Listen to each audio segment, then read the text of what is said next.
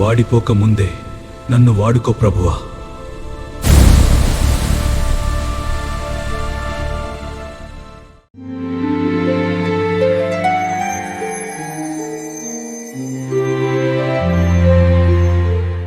మన ప్రభువును మన రక్షకుడు అయిన యేసుక్రీస్తు నామమున అందరికి వందనాలు, దేవునికి స్తోత్రాలు. ఆ గొప్ప దేవుడు మనలను ప్రేమించి మన బ్రతుకులలో మరొక నూతన దినమును దయచేసి సజీవ లెక్కలో లెక్కించినందుకై సమస్త మహిమ, ఘనత, ప్రభావములు యేసయ్య ఒక్కరికే చెల్లునుగాక. ఆ గొప్ప తండ్రి ఈ నూతన దినములో మనకు అనుగ్రహించిన పరమవాక్య ధ్యానము, కృపావార్త. పరమగీత గ్రంథము 2వ అధ్యాయము 14వ వచనము. బండ సందులలో ఎగురు నా పావురమా, పేటు బీటలను ఆశ్రయించు నా పావురమా, నీ స్వరము మధురము, నీ ముఖము మనోహరము, నీ ముఖము నాకు కనబడనిమ్ము, నీ స్వరము నాకు వినబడనిమ్ము. దేవునికి స్తోత్రం కలుగును గాక. ఈ వాక్యములోని ఒక్కొక్క భాగమును మనం ఎంత ధ్యానించినప్పటికీ అది ఇంకా మిగిలే ఉంటుంది. బండ సందులలో ఎగురు పావురమా, పేటు బీటలను ఆశ్రయించు పావురమా, నీ స్వరము మధురము, నీ ముఖము మనోహరము, నీ ముఖము కనబడనిమ్ము, నీ స్వరము వినబడనిమ్ము. దేవుని చిత్తమైతే ఒక్కొక్క భాగాన్ని ఒక్కొక్క దినం మనం ధ్యానించినట్లు ఆ గొప్ప దేవుడు మనకు కృపను అనుగ్రహించునుగాక. ఈ దినాన బండ సందులలో ఎగురు పావురమా. ఎవరు ఆ బండ అని అంటే పౌలు గారు అంటారు 1 కొరింథీ పత్రిక 10వ అధ్యాయం 4వ వచనంలో, ఆ బండ క్రీస్తే. వారు ఆత్మ సంబంధమైన ఒకే బండలోని నీటిని త్రాగిరి, ఆ బండ క్రీస్తే. ఇశ్రాయేలీలు అరణ్య యాత్ర జరిగిస్తున్నప్పుడు వారందరికీ దాహార్తి కలిగింది, వారికి దాహం కలిగింది. అయితే మోషే దేవుని దగ్గర ప్రార్థన చేయగా దేవుడు అన్నారు, నీవు బండను కొట్టు, ఆ బండ నుండి నీరు ప్రవహిస్తుందని దేవుడు సెలవిస్తే ఆ రీతిగా మోషే గారు చేశారు. ఆ నీటి ద్వారా వారు దాహార్తిని వారు తీసుకున్నారు. ఆ బండలోని నీరు ఏరులై అది ప్రవహిస్తూ సముద్రమంత సమృద్ధిగా నీటిని అనుగ్రహించింది అని కీర్తనాకారుడు 105వ కీర్తన 41వ వచనంలో తెలియచేశారు. ఈ క్రీస్తైన బండను గురించి మన లేఖనాలలో చూస్తే ఈ బండ ద్వారా వచ్చే అనేక రాళ్లను మనం గమనించగలుగుతాం.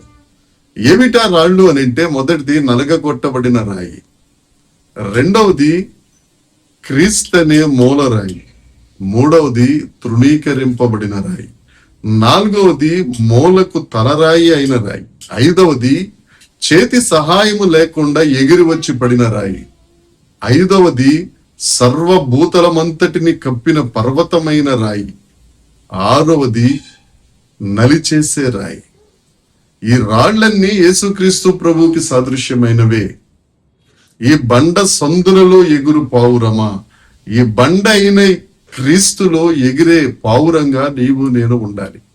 నలగగొట్టబడిన రాయి గురించి చూస్తే, యేసుక్రీస్తు ప్రభువు పాపులమైన మన కొరకు తన శరీరమంతయు తన దేహమంతయు నలగగొట్టబడిను.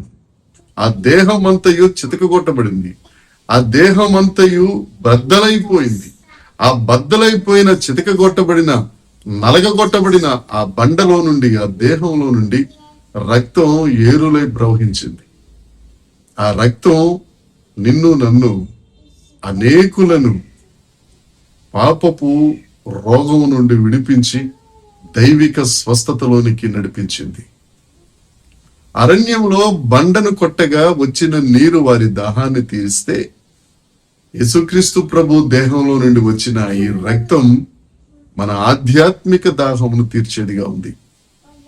నిర్గమకాండము 17వ అధ్యాయము 6వ వచనం పాత నిబంధనలు చూస్తే, క్రొత్త నిబంధన యోహాను సువార్త 7వ అధ్యాయము 37వ వచనంలో చూస్తే, ఆ బండను కొట్టగా వచ్చిన నీరే యేసుక్రీస్తు ప్రభువు.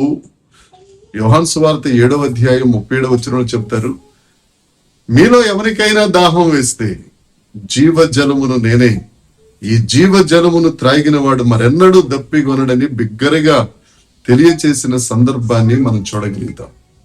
దేవుని యందు ప్రియమైన వారలారా, ఆ నలగగొట్టబడిన రాయిలో నుండి, ఆ చితకగొట్టబడిన రాయిలో నుండి, ఆ నలిచేయబడిన రాయిలో నుండి వచ్చిన ఆ రక్తం నిన్ను నన్ను శుద్ధి చేసి పరిశుద్ధులుగా తయారు చేస్తుంది. యేసుక్రీస్తు ప్రభువు కొండ మీద ప్రసంగం చేస్తూ, హృదయ శుద్ధి కలిగిన వారు ధన్యులు, వారు దేవుణ్ణి చూస్తారు. నీవు దేవుణ్ణి చూడాలి, ఆ రాకడలో ఆయన్ని ఎదుర్కోవాలి అని అంటే నువ్వు పరిశుద్ధత కలిగిన వాడిగా, హృదయ శుద్ధి కలిగిన దానిగా నీవు ఉండాలి.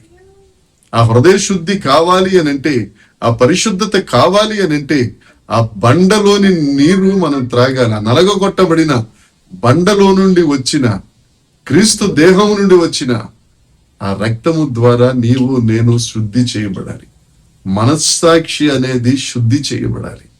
ఎందుకంటే నీ మనస్సాక్షి, నా మనస్సాక్షి శుద్ధి చేయబడుట కొరకే మనము అనుభవించిన శిక్షను ఆయన అనుభవించడానికి నలగొట్టబడిన బండ యేసుక్రీస్తు ప్రభువే.